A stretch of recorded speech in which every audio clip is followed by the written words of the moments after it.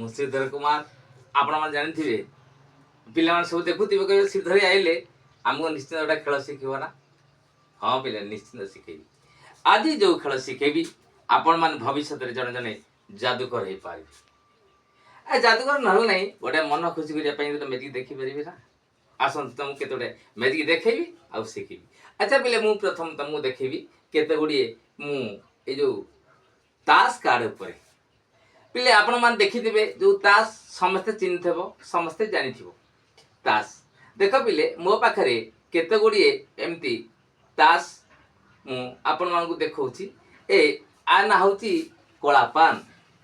ଆ ନାଁ ହେଉଛି କଳାପାନ। ସବୁ ଯାକ ଅଛି କଳାପାନ। କଳାପାନ ଆଉ ମୋ ପାଖରେ ଗୋଟିଏ ଅଛି ଲାଲପାନ। ଆକୁ କୁହନ୍ତି ଲାଲପାନ।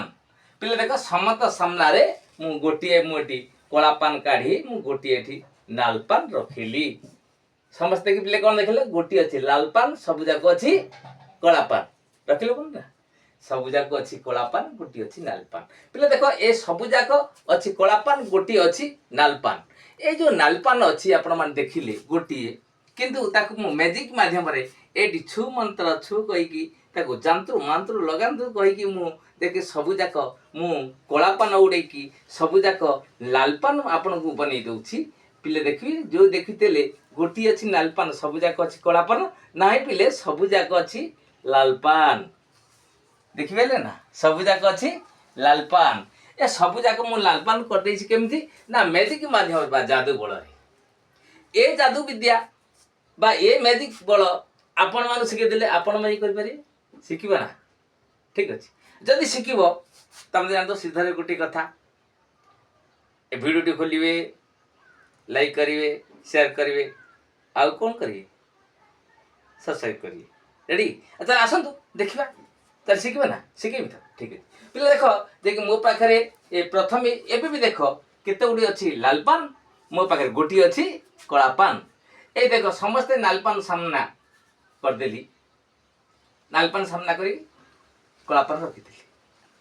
ତାହେଲେ ଆପଣମାନେ ଦେଖିଲେ ଗୋଟିଏ ଅଛି କଳାପାନ ଆଉ ସବୁ ଯାକ ଅଛି ଲାଲପାନ। ମୁଁ ରେଡ଼ି 1 2 ଏମିତି 3 କହିଦେଉଛି। ଛୁ ମନ୍ତ୍ର ଛୁ ବେଳକୁ ସବୁ ଯାକ କଳାପାନ ହେଇଯାଉଛି। ତାହେଲେ ରେଡ଼ି ହେଇଗଲ ତ ଆପଣମାନେ? ଲାଇକ୍ କରିଦିଅନ୍ତୁ, ଲାଇକ୍ କରିଦିଅନ୍ତୁ ନା? ତାହେଲେ ଦେଖିବା, ଶିଖିବ। ପିଲେ ଦେଖ କେମିତି ତାହେଲେ ମୁଁ ଆକୁ କଳାପାନକୁ ନାଲପାନ କରୁଛି। ଆପଣମାନେ ଭାବୁଥିବେ ଏ ତାସ୍ କେମିତି ନାଲପାନ କଳାପାନ କରୁଛି। ତାହେଲେ ଦେଖିବା।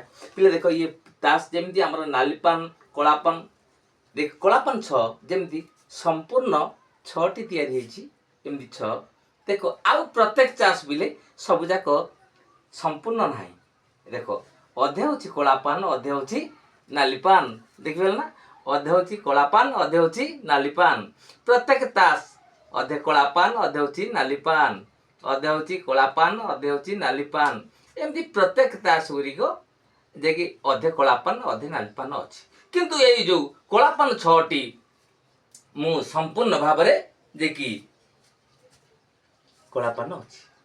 ତାପରେ ମୋ ପାଖରେ ଆଉ ଗୋଟିଏ ଅଛି, ଏ ଅଛି ଲାଲପାନ। এইটা ସମ୍ପୂର୍ଣ୍ଣ ଭିତରେ ମଧ୍ୟ ଏମିତି ଲାଲପାନଟା ସମ୍ପୂର୍ଣ୍ଣ ଅଛି। ତେଣୁ ଏଇ ଯେଉଁ ଅଧା ପରସେଣ୍ଟଟା ରହିଲା, ଦେଖି ମୁଁ ଏଇଟା ଏମିତି କଭର କରିଦେଲି। ସମସ୍ତେ ପିଲେ ଦେଖିଲେ, ଦେଖି ସବୁ ଜାଗା ସେ କଳାପାନ ଦେଖୁଛି ମ୍ୟାଜିକ୍। କିନ୍ତୁ ଏ କଳାପାନଟାକୁ ମୁଁ ସମ୍ପୂର୍ଣ୍ଣ କାଢ଼ିବ କେମିତି ନା? ଆଗ ଏପଟେ ରଖିବ, ସାମ୍ନା କରିବ, ଏଇଟା ଜିତି ଆସିବ। ହେଲା ପରେ ଆପଣମାନେ ଦେଖିଲେ ଯେଉଁ ନାଲପାନକୁ ଏମିତି ବନ୍ଦ କରିଦେବ, ଚାଟା ବନ୍ଦ କରିଦେବ।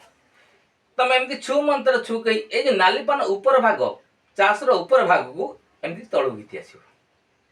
ତଳକୁ ଘିତି ଆସିଲା ପରେ ଚାଷଟାକୁ ଆସ୍ତେ ଆସ୍ତେ ଏମିତି ଖୋଲିଲେ ସବୁ ଯାକ ଲାଲପାନ ଦେଖାଯିବ। ଶିଖିଗଲ ନା? ସହଜ ତ ଶିଖି ଯାଇଥିବ ନା? ମୁଁ କହିଛି ନା, ଶ୍ରୀଧର ଯେତେବେଳେ ଆସିବ ତମମାନଙ୍କୁ ଖେଳ ଦେଖେଇବ ଆଉ ଖେଳ ଶିଖେଇବ।